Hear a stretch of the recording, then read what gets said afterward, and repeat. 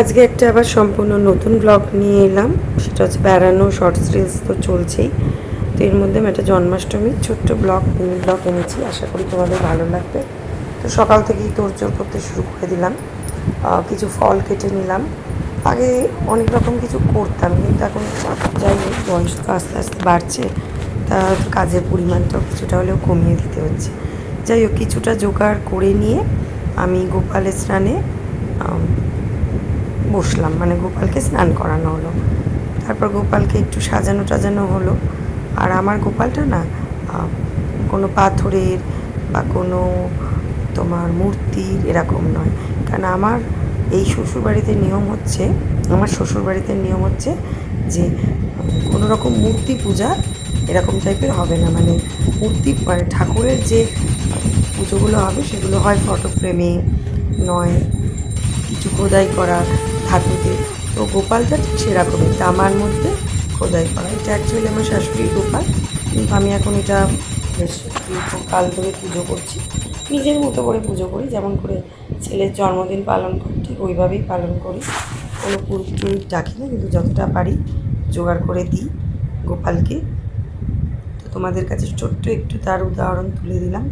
অনেক রকমই ছিল, তো কী ছিল এখন একটু শুনে নাও তো দেখি।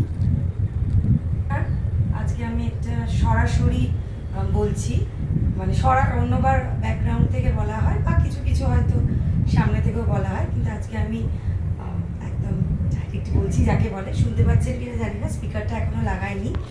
সেটা হচ্ছে আজকে জন্মাষ্টমী সবার বাড়িতেই হচ্ছে। তো আমার বাড়িতে কি হয়েছে সেইগুলো একটু আপনাদের দেখাবো আর বলবো। আচ্ছা, প্রথমেই বলছি, আচ্ছা এই দেখুন তো, আপনাদের সঙ্গে কথা বলতে বলতে আমার শাড়ি ধরে যাচ্ছে সত্যি। যাই হোক, তো প্রথমে হচ্ছে আমি ফ্রাইড রাইস চলে যাই। ফ্রাইড রাইস আছে, আলুর দম আছে, তাল ক্ষীর আছে। দেখুন, এবার আমি তাল ক্ষীর অর্ডার দিয়েছি, জানি না কতটা ভালো হয়েছে। এটা আমি করিনি, তাল ক্ষীরটা আমি অর্ডার দিয়েছি, কারণ আমি কোনোদিন করিনি যেহেতু। ওইদিকে লুচি আছে, ওইদিকে একটু হালুয়া সুজি মিক্সড একটা ঘি দিয়ে মিল্কমেড দিয়ে তৈরি করেছি, আর পনির করেছি। আর আপনারা তো জানেন যে 5 কলাই হচ্ছে দিতেই হয়, এই 5 কলাই দিয়েছি, দই, কাজু বরফি, আর এগুলো হচ্ছে ক্ষীরের মাপুয়া। আর তার সাথে 5টা ফল, তারপরে হচ্ছে কাটা ফল যেমন দিই জানেনই। আর চকলেট দিয়েছি, যেটা গোপালের খুবই ফেভারিট।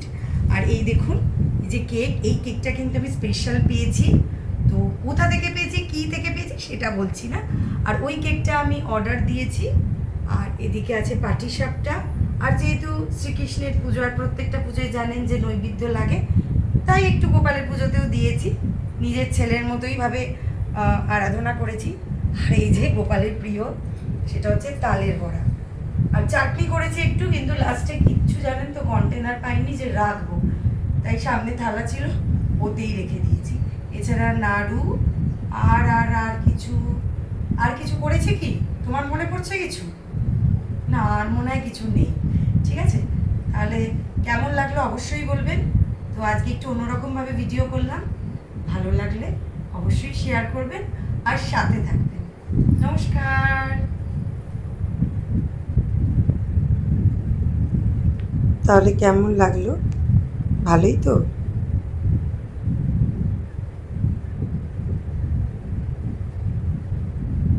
আর সত্যি কথা বলতে কি, একটা ছোট্ট মিনি ব্লগ হলেও বিকেলে কিন্তু আবার কেক টেক কাটা হয়েছিল গোপালের। যাই হোক, ভালো লাগলে শেয়ার করো কিন্তু।